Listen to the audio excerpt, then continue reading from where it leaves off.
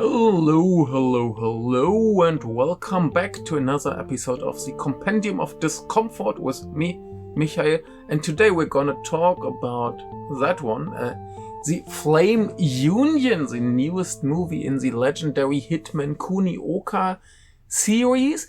And I changed my mind basically on a daily basis how I should approach the thing. Like I wanted to review everything like a really long time ago already.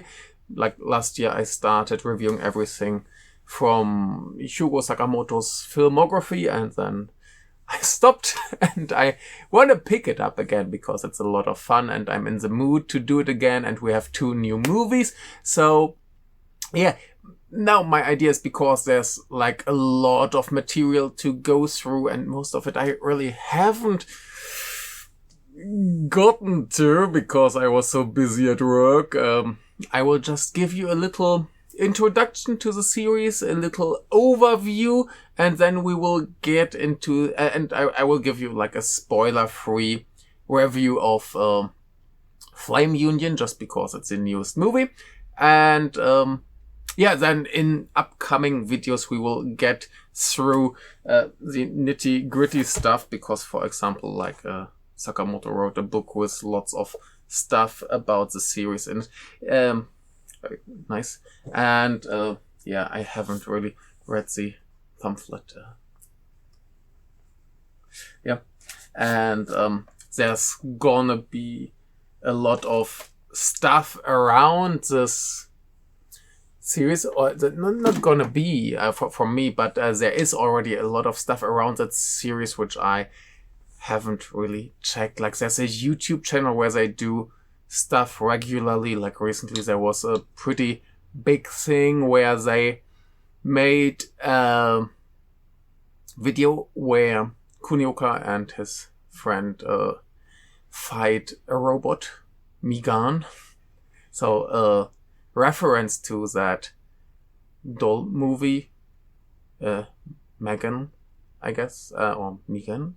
I don't know what the English pronunciation should be. It should be Megan, but with a 3, I don't know. I have no idea. I haven't watched it, but yeah, she was played by the wonderful Ayane. You might know her from the excellent Mad Cats. If you don't know Mad Cats, what are you doing with your life? It's a lovely movie released by Third Window Films, and you should definitely watch that. And as you can see, I'm very well prepared today. I forgot basically everything, but I remembered to remove the object that used to be there.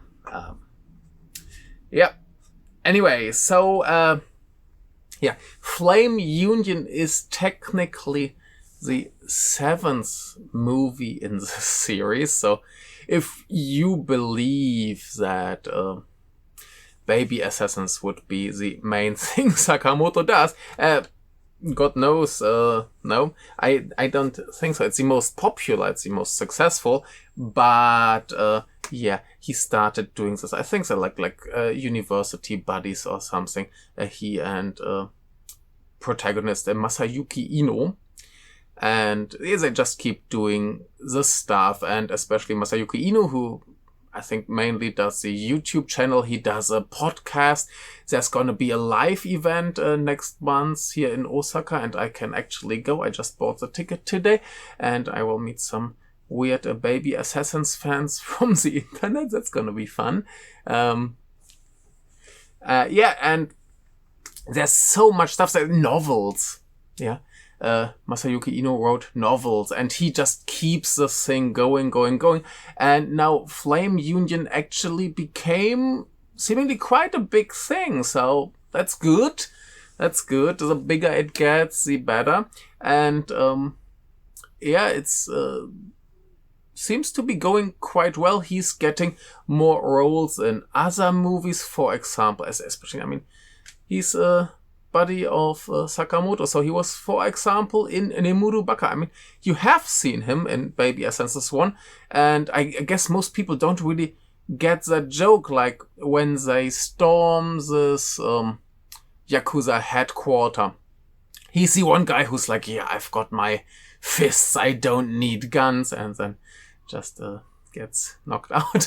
That's Masayuki Ino. And he's basically in almost all Sakamoto movies somewhere. Like, I recently watched a quite trashy Twitter series. Like, it was produced by a TV station but released on Twitter like every day, like 2-minute episodes, and it's not really good, but every time he shows up it's actually quite fun. So he's a pretty good comedy actor, I would say.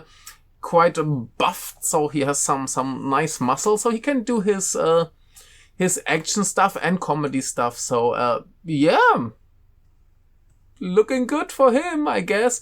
Yeah, but let's get into this series. Like I said, 7 movies. I have them all here. Not all, the newest one obviously not. But yeah, basically the main concept for the first one was... This one is the first one. Yeah. The idea was that Sakamoto said, oh, I'm doing my research for this new movie, Baby Assassins. And while doing his research, he meets this professional killer and just follows him around in a mockumentary style. And so you have a pretty small frame, and everything is more or less mockumentary, especially in the first one. There are some moments, as far as I remember, where it doesn't really make sense. Like suddenly there's a camera more, or they show stuff that usually couldn't be seen by the camera. So if you're very strict about this format, it doesn't really work. I think in the other one, they were a little bit more strict, a little stricter about this. And yeah, it's just a lot of fun. The thing is, we have the main series, 3 titles, and the spin-off series, that's Kunioka Tours. And the tour series is much more focused on just dudes hanging out and doing silly stuff. And the main series, 3 titles, has yeah, more or less changing protagonists. So Kunioka is always there, but he's not always the most important character. And then they focus on a little bit different things, but yeah, it's everything very much this mockumentary style. Just at the end, when we get to the final duel, like I think with Flame Union, his goal was to make a great duel movie. When we get to the final confrontation, the final battle, it's getting too big. The frame opens up. We suddenly have a proper cinema vision. And in the earlier movies, they actually tried to make excuses why it's not in the mockumentary style, like Sakamoto gets knocked out or something, and then we switch to more cinematic style. And yeah, just the final big action is yeah, in this cinematic style. And just to get that out of the way, Flame Union now has a big cinematic opening as well. So yeah, they did some reshoots with very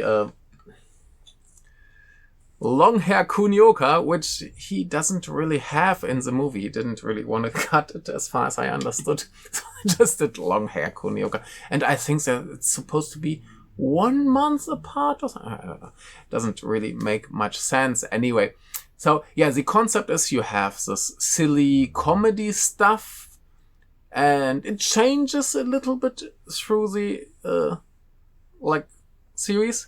The kind of humor, like I said, they did this YouTube thing with Migan, and like a horror movie parody, and that's similar to the newest Tours movie, which is another horror movie parody, and it's quite funny. And I think he complained a little bit about this comedy style that was established through films like Linda, Linda, Linda, like this very light-hearted, more relatable situation comedy, and he prefers the more like little bit, yeah, the little bit nastier jokes and stuff. So seems to be working out for him now. So this kind of comedy is seemingly getting accepted quite well by his fans, and it's nice to see that the Baby Assassins crowd, at least in Japan, now finally properly got to Kunioka. So I'm not sure how well that worked before, but suddenly like Flame Union was a big thing. I remember when I watched the second one in the main series, it wasn't all that popular. And when I went to see Flame Union at the wonderful Dimachiza, very wonderful cinema in Kyoto, there was a pain in the neck to get a ticket because it's tiny. It has like about 50 seats, and it's a mix of a bookshop, a cafe, and cinema. And they're like, if you want to make a reservation, you've got to call them. And the telephone time was like starting from 10:30 in the morning. It was a Sunday, so I didn't have to work. So I could just sit here on this couch and try for 45 minutes to make a reservation. And when it finally worked out, so first the connection was terrible, and I had to really struggle to explain them my name. Yeah. And just when I finished it, I finally took a shower and came back, and it was sold out. So, like, okay, that was quick. And, wonderful event. A lot of people there, but then they had a talk event with the director, with the two main actors. So here it's, of course, Masayuki Ino and Takuya Matsumoto. He's in basically all the movies. I forgot, is he in the first one? Yes, he's already in the first one. So, they were there, and the action director, Hiroki Kakiuchi, who has now done 4 Kunioka movies, and I think he hasn't done all that much in Japan, but he said that he worked on some Hong Kong movies and stuff, so he's pretty good, and the action is getting really good throughout the series, even though it's super, super, super, super low budget. I mean, now Flame Union a little bit bigger, but especially the Tour series, which he mostly worked on, is like super low budget, and the fights are still really nice. So, good stuff. But most people at this talk event, they hadn't seen the Tours movies. They just came for the main series, probably now because Baby Assassins, and they're like, okay, cool, let's see. But they asked if someone had seen the first one, and I think I was the only one, so anyway, so great stuff. Good to see that it's finally coming. So the first movie, like I said, this one 2021, and basically same timing as Baby Assassins, more or less. I think they even played in the cinema at the same time. I'm not 100% sure, because that year we had a Janitor, we had Baby Assassins, we had Yellow Dragon's Village, and we had Kunioka. So 4 movies in 1 year, and they're already really good. So good job. So that's 2021. Then in 2022 we had Green Bullet, and if you look at that cover, you will notice there are way more people, because this is all centered around the girls. I can imagine maybe someone told him, hey, Mr. Sakamoto, your Baby Assassin thingy is quite popular. How about we put some girls in there? Maybe he had the idea all by himself. This movie doesn't feature most of the cast. of the standard cast. Let me check something. Yeah, okay. I think probably more or less the only guy who's in pretty much everyone is Kenta Osaka. You can see him in Baby Assassins 2 standing around at this mahjong place where Chisato tries to win some money by playing mahjong, a wonderful, wonderful scene. And there's another regular actor for Sakamoto, that's Tokuhisa Yamashita. He plays the mahjong guy. And I didn't notice him at that time. I think first time I really noticed him in Nemurubaka. And yeah, now he's basically everywhere. He's in Flame Union, a small part, and he has a little bit bigger part in the newest Tours movie. But yeah, very recognizable face. And this Kenta Osaka, you will recognize him. That's this little crowd around the place, and he's the one with the knit hat. Yeah, and he's wearing the same outfit basically all the time, and he's always there. And so he's in Green Bullet as well, and there's a manga version too. So 3 books, still haven't read it, but the style is quite cute. I like it. Looks good. Gonna read it at some point. Seems to be pretty much the same story, so let's see if it turns out like the Baby Assassins manga, which is technically an adaptation of Everyday, but there's so much stuff different. Like everything is different, so that's really strange. Great, but strange, and there's much more action. So the people who now watched Everyday, they're like, there's not enough action. Yeah, sorry to say that it's in the manga version.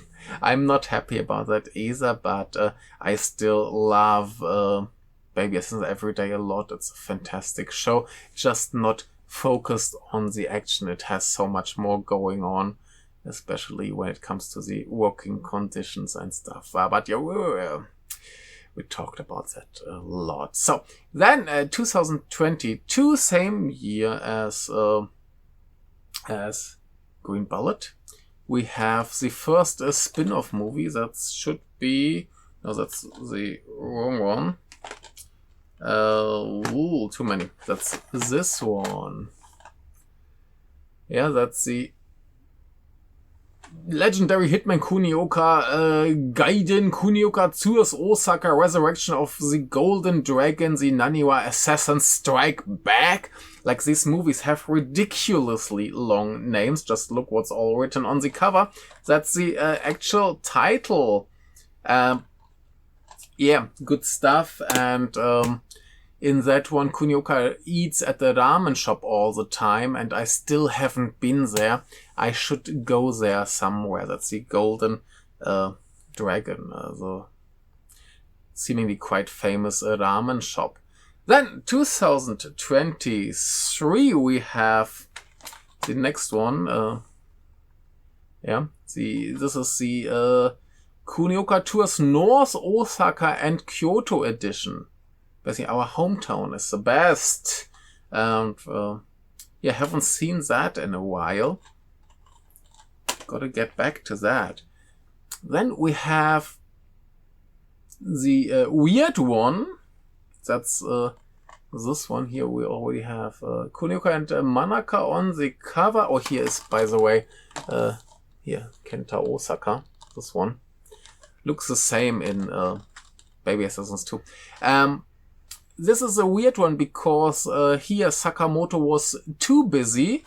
We're making Baby Assassins Nice Days and Everyday. So Masayuki Ino directed, and somehow at that talk events they didn't talk about that. They talked about most of the others, but not about this one. I don't know. It's a good one. And here, we have Mr. Hiroki Kakiuchi the second time. The first one was the first spin-off movie, then this one, and then the latest one, and Flame Union. So that was 2024. And 2025, we have a Flame Union, and another one was a long title. That's this one. Basically, is this the Kunioka Tsu's Atami and Izu edition, the mystery of an ancient assassin civilization and the attack of the police assassin. And it's a little bit more connected to Flame Union because there's a character that shows up played by Ryo, another assassin and a very, very great stunt performer. So let's talk finally a bit about Flame Union. Like I said, the concept for all the movies is basically the same. You have this mockumentary part, which is, in the first Kunioka we just have this assassin at work, where he just does some jobs until something goes wrong, and we have the final confrontation.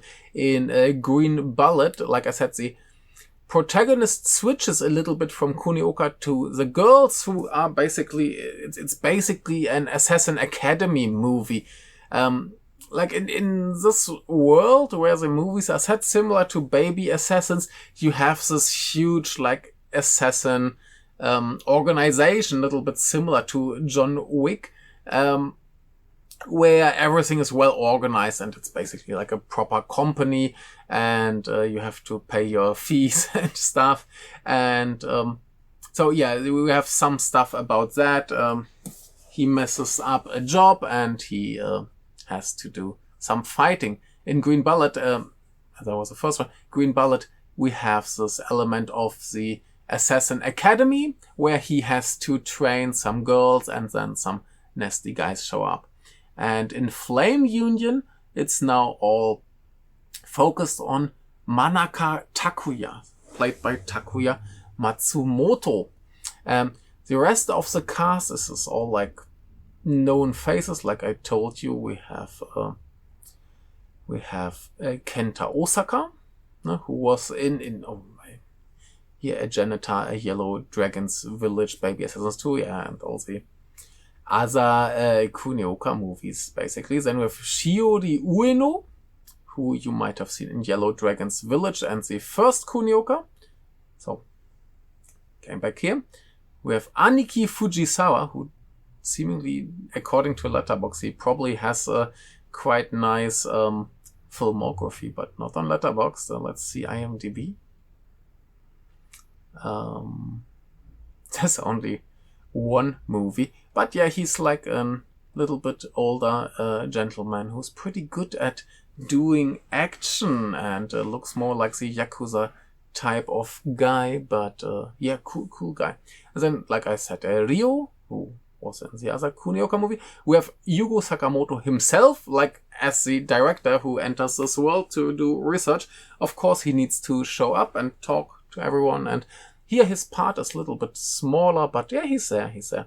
And yeah, like I said, Takuhisa Yamashita, small role. So it's not a very known, very famous cast, but a lot of faces that you have seen if you watch Sakamoto movies. So that's wonderful. And here, yeah, the focus is on Manaka, and he's a bit of a alcoholic, drinks way too much, messes up, fights with everyone, and at the same time he's not a very good assassin. He wants to be an assassin, but he's not very good at it. He's not very strong, he's not a good killer, and yeah, he's just not very good at doing his job. So he works a little part-time at Uber Eats and Uber Shoots, and that turns into a problem when he mixes up the orders and delivers some food to an assassin and a gun to a common person.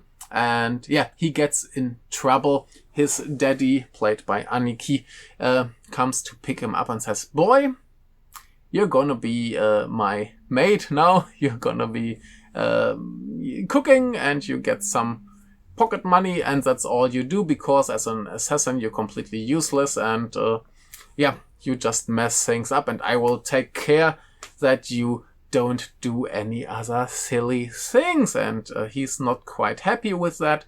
So yeah, we end up in a big duel, Kunioka and Manaka versus Manaka's daddy and his, probably the guy who he wished was his son.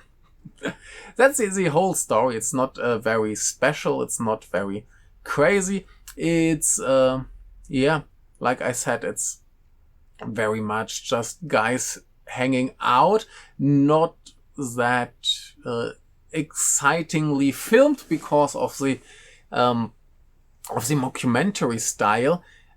Interesting, there's one pretty big fight scene like around the middle of the movie where they fight some gang, and they actually keep up the mockumentary style but make it look good with the action. So that's quite an achievement considering what they did in some of the other movies that just look like my video here, more or less, just with moving cameras. And very often you have subtitles for almost everything they say because the audio is not very great, and it's a stylistic choice, I would say. So it's very, very technically limited a lot of the time. Here it's a little bit more sophisticated, a little bit better. Like I said, you have a big opening action scene shot on a lovely bridge somewhere in the mountains.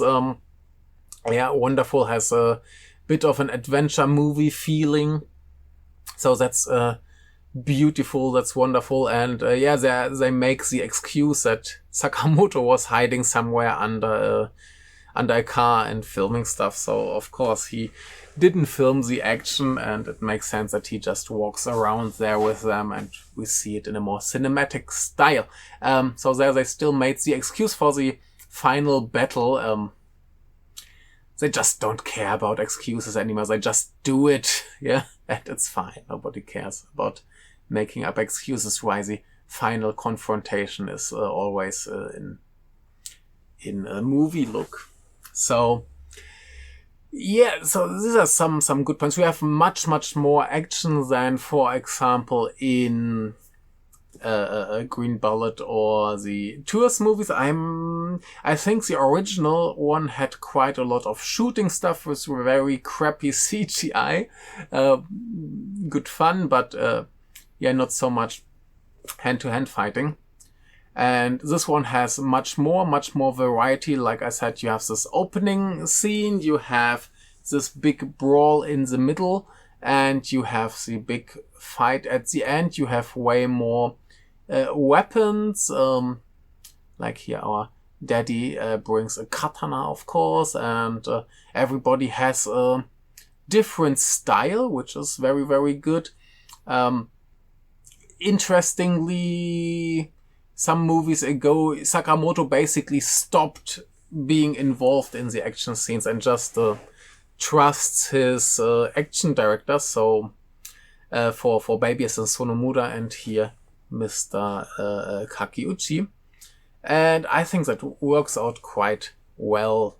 As far as I know, his scripts are very interesting because for the action scenes, of course, he writes down some important points, but seemingly he writes down what's going on emotionally with the characters. I haven't really checked that yet, but actually this pamphlet here for Flame Union actually has the whole movie script. I'm gonna check that. So that's interesting, and here it's a mix of the action director and the styles of the individual actors. For example, here Masayuki Ino seems to enjoy some good boxing, so more of that.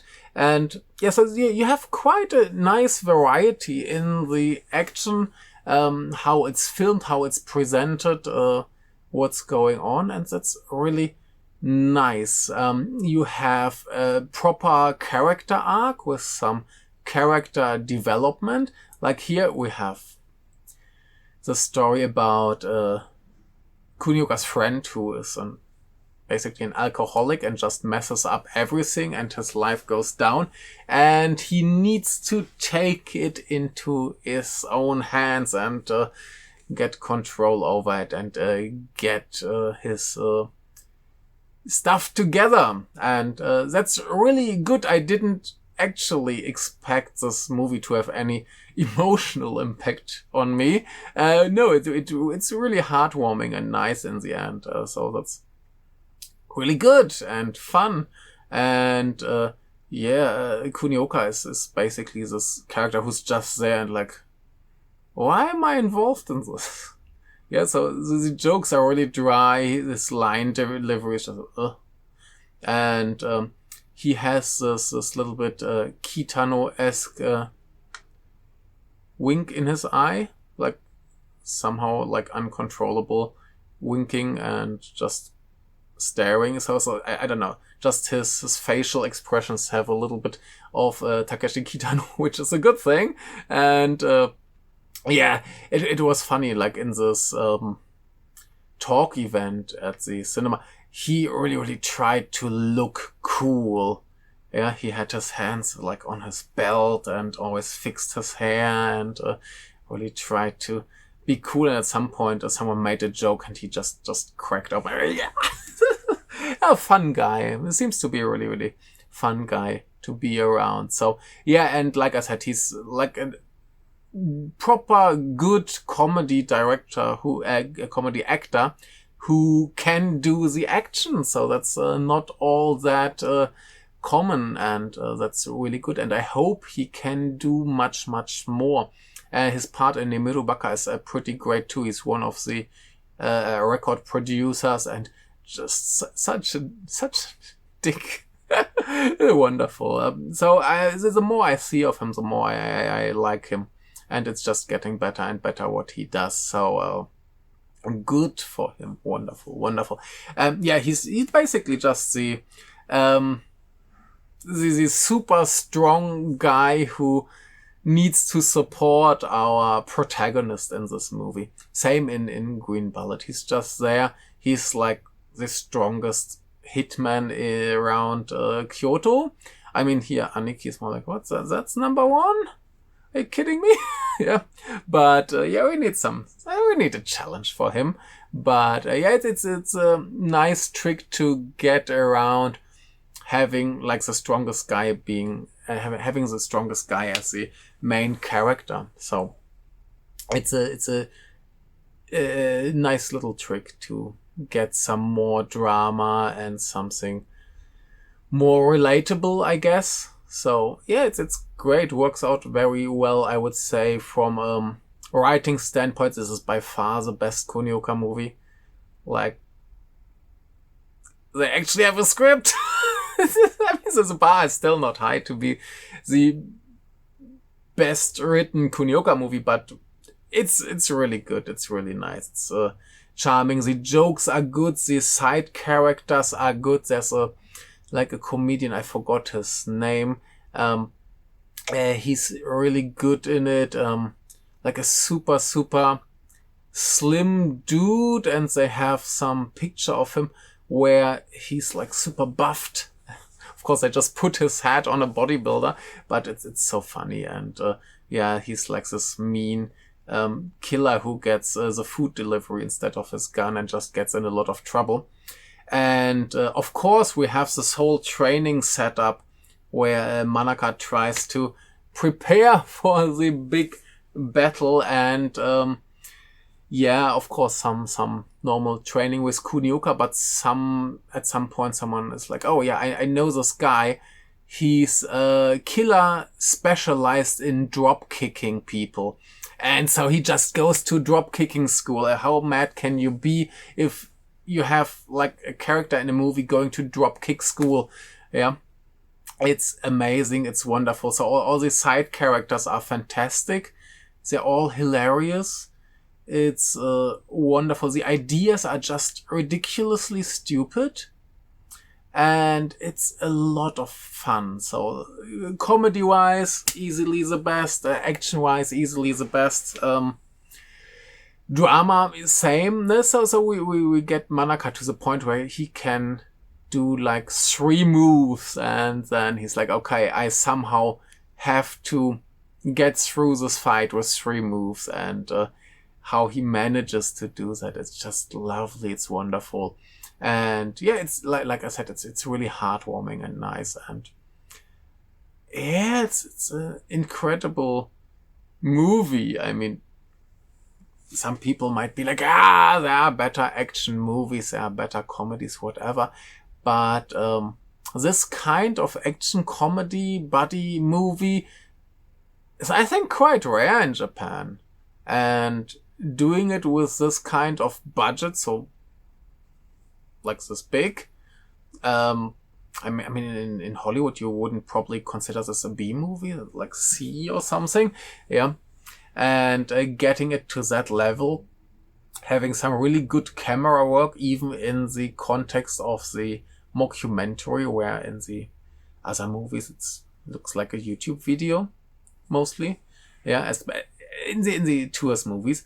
Yeah, getting everything to this level, having all these this huge world of crazy recurring characters, and always like getting in new characters who are just as funny as the old ones.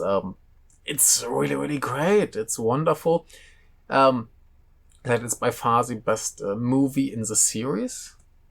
If foreign distributors don't get this one, I guess I will never get the series. It will never come out. I think some distributor should go out of their way and just make a 3-disc set, at least with the 3 main movies. If they're really, really generous, just get the other 4 as bonus material. Yeah, I mean, you can't sell those other movies as a single box set. That's impossible. People would feel ripped off, I guess. But just make a huge 7-movie box set. They're all really short. Like, the spin-off movies are like 70 minutes or so. The first, I mean, the main movies are a little longer. The first Kunioka is like 96. Green Belt is 106. This one is now 103. But yeah, just make a big Blu-ray set and sell it to me. Even though I have all of them on Blu-ray, I would buy them again. It's just a really good series that just keeps improving. If you watch them all, of course, main series, spin-off series, there's a gap in the quality. But watching the spin-offs, like, you can see the influence on this one here. I mean, they basically all came more or less between Green Bullet and this one. And you can see what they try and what they do and how the characters evolve and what's going on. It's really, really exciting, really interesting. So yeah, if you are somehow in a position of making decisions for some distribution, yeah, watch this one. If you don't understand this one, you feel like this is not a good movie, then don't even care about the others, because yeah, but the series should get a release. The other thing that I think is amazing is basically it started at the same time as Baby Assassins. It's basically the same idea. We have professional killers and daily life combination, and still it's tonally so different. Like, the jokes are different, the characters are completely different. This is all a little bit more, I would say, maybe on the silly side. Not that the characters are as silly as the 2 girls, just in general, it's more like idiots hanging out, in much more daily life, silly situations and so on. It's like completely different characters, completely different tonalities. The action is very different. At least now I somehow feel like Green Bullet has this fight scene that I have seen before in some Baby Assassins part. I need to compare that when I get to that movie. But basically the action is very different, because you have very different people involved, and you have very different jokes, very different characters, all completely different, even though it's the same thing starting at the same time. And it's just wonderful. It's a very great achievement. I would say this is not as much maybe connected to real life problems. I mean, kind of. Like here we have this guy who has to do the part-time work to survive and just gets into alcoholism. I guess that's quite a statement. But maybe I'm wrong here. Maybe it's just as connected to the real world, if you think about it. But yeah, I need to rewatch the whole series, and I will do that, and I will talk to you about that. I'm just very much in love with the latest two movies, like Flame Union and this one. A lot of fun, and it got everything to a new level. And like I said, if now the West doesn't get these movies, they will never come out, because distributors are then maybe not so smart. I will just repeat myself now praising the series. And maybe because I'm so euphoric about the newest two, maybe I'm overselling the first few a little bit, but I remember when I watched the first Baby Assassins and the first Kunioka, I felt like the first Baby Assassins was a little bit uneven. Some things annoyed me very much. That's different now after rewatching them a few times. But I felt like it had the higher highs and the lower lows, while Kunioka was more stable, more consistent on a good level. So at that point, I actually liked the first Kunioka more than the first Baby Assassins. Now probably not anymore, but I'm sure there's an audience who will feel the same. Like, okay, this is more their cup of tea. And I wished it was more widely available. I mean, the spin-off series is just completely shut off from foreign countries, because you have to buy the discs from them directly, usually. Like, it's quite a challenge if you're not around here, and they're usually sold out quite quickly, so you need to hit the window when they're still in print and order them. And I don't know if they even send them abroad. No idea. It's quite a challenge to get them. It's all good stuff. I will talk. I will probably talk one movie a video, and then we will see what happens. That's my plan now, because there's so much stuff around it, and it's gonna be fun. At least for me.